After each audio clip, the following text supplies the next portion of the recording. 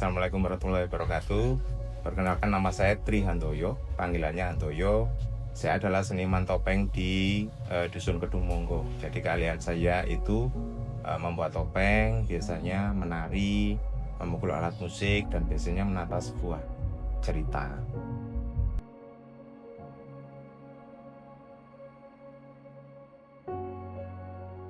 Topeng Malangan ini adalah sebuah kesenian yang berkembangnya sudah lama. Jadi topeng ini dulu dipakai sebagai sarana untuk upacara.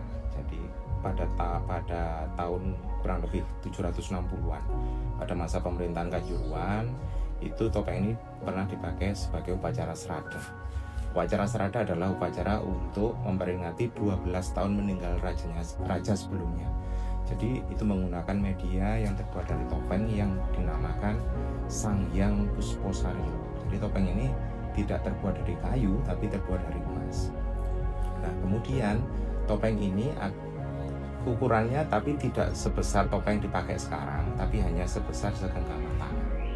Kemudian topeng ini akan ditempelkan pada boneka. Jadi boneka ini yang terbuat dari rangkaian bunga, kemudian didudukkan di singgasana raja. Dan pada waktu itu yang wajib berdoa adalah raja yang masih aktif atau tidak boleh diwakilkan pada juru doa atau pendeta. Tujuannya adalah adanya upacara serada memutus karma yang berjalan. Karena kita di Jawa percaya bahwa manusia itu kadang-kadang mempunyai dharma yang buruk dan juga dharma yang baik. Makanya untuk memutus karma yang berjalan yang pernah kita lakukan hal yang buruk itu tadi, hanya harus membuat dharma yang baik gitu.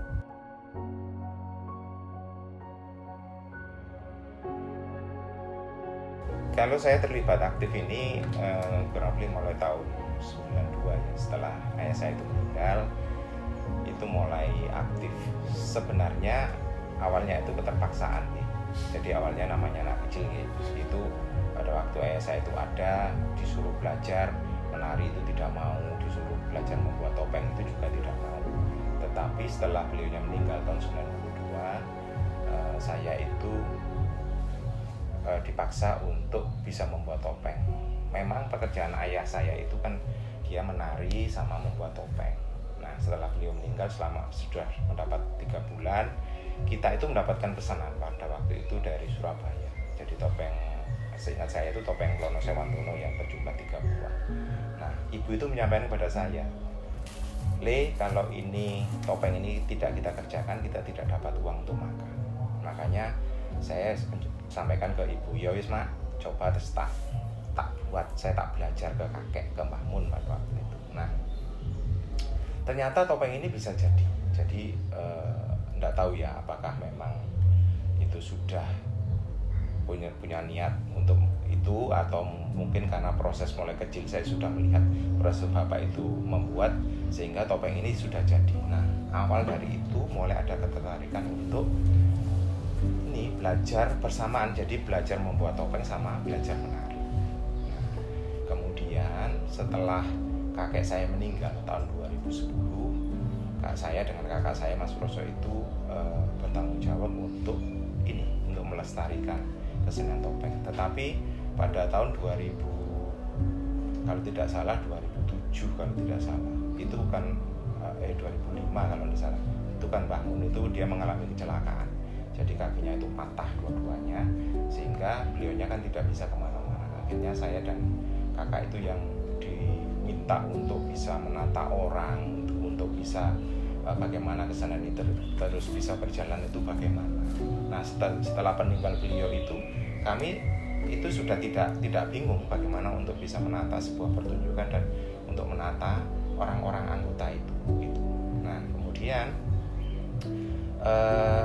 tahun 2013 kalau tidak salah, itu Mas Roso sudah, karena dia sudah menjadi pegawai negeri, jadi dia menyerahkan kepada saya untuk untuk bisa bagaimana kesenian ini bisa berlanjut, khususnya untuk di sanggarnya begitu.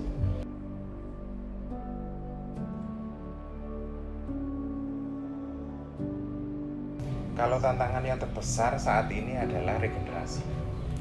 Jadi regenerasi mulai dari regenerasi penari, penabuh alat musik, Kemudian khususnya untuk pembuatan topeng. Jadi pembuatan topeng ini juga sekarang sangat minim sekali orangnya. Jadi banyak orang yang dulu pernah belajar. Saya pernah mengajarkan beberapa orang dan sekarang itu dia pindah ke pekerjaan yang lain. Karena kena pandemi kemarin itu yang kita tidak boleh misalnya tidak laku selama 3 tahun itu. Nah tetapi sekarang saya mengawali lagi mulai dari saudara-saudara sekitar 5 orang yang membantu saya di sini untuk membantu membuat topeng. Nah, untuk penarinya sendiri kalau sekarang sudah mulai tumbuh ya, sudah mulai banyak. Untuk penabuhnya sendiri yaitu itu agak kesulitan juga karena memang di dalam gending topeng ini agak sulit ya, karena ada beberapa pakem-pakem gending yang memang tidak boleh dirubah seperti itu. Tapi kalau untuk pertunjukan sendiri, kalau dulu sebelum pandemi kita tiap bulan ada kegiatan pertunjukan, tetapi sekarang kita hanya lakukan ada 2 kali. Jadi mungkin bulan Suro sama ulang tahunnya Sanggar gitu.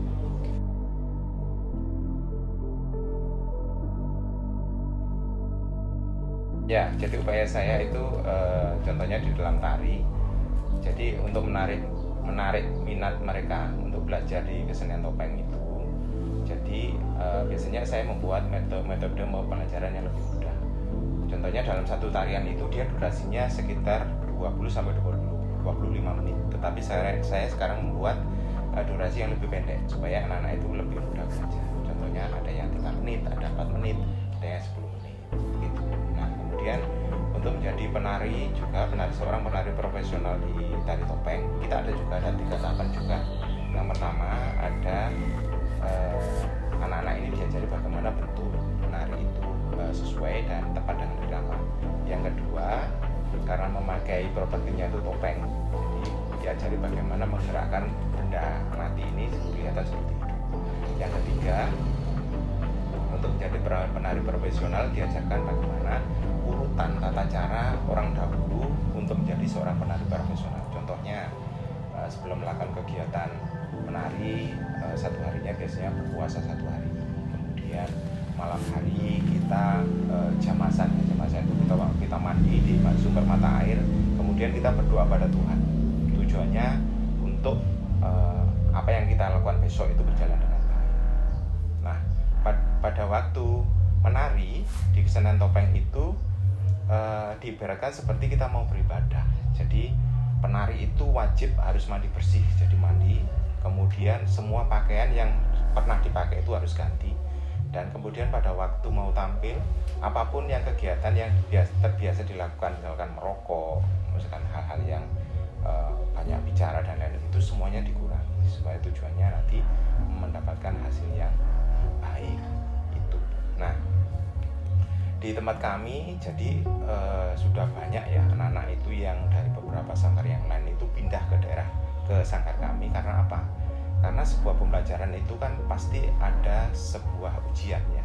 Ujian itu seperti contohnya lomba atau ada pementasan. Nah, kalau untuk lomba sendiri kita sering mendapatkan juara 1 untuk tali topeng itu dimanapun.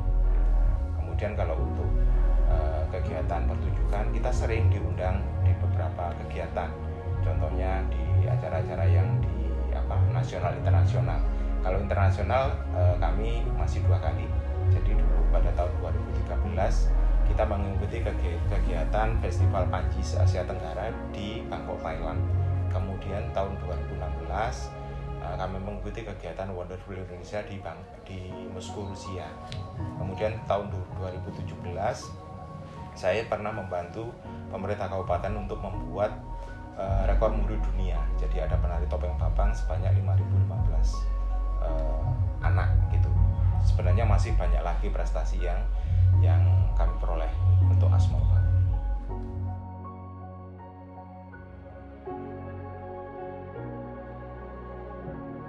Kalau menurut saya sangat penting ya.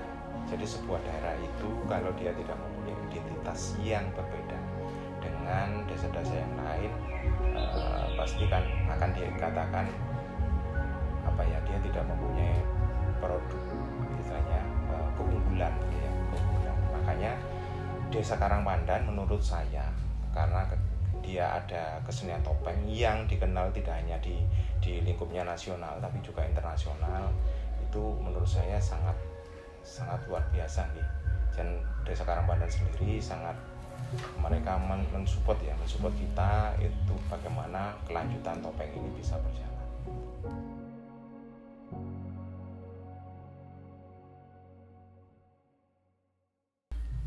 Harapan terbesar saya adalah kesenian topeng khususnya di Kedung Monggo, Desa Karangpandan ini tidak mati.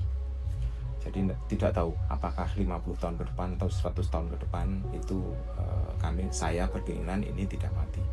Makanya itu kami membuat itu tadi, ada banyak upaya pelestarian pembelajaran yang tetap kita lakukan untuk regenerasi selanjutnya. Jadi tidak hanya tari, jadi sebenarnya di dalam untuk keberlanjutan kesenian ini sebenarnya tidak hanya dari keluarga yang bisa, tetapi orang lain itu juga bisa meneruskan. Cuman tujuannya memang untuk upaya pelestarian, tidak hanya untuk istilahnya orang itu mencari uang begitu. Nah, standarnya kami itu mempunyai ini untuk keberlanjutan ini. Seseorang yang bisa membangun kesenian topeng itu dia minimal harus bisa semua. Contoh, jadi membuat topeng, menari, kemudian alat musik, dalang, cerita, dan khususnya ilmu di dalam kesenian topeng itu sendiri. Nah, ini yang biasanya bisa untuk membawa kesenian topeng ini berjalan ke depan lebih baik.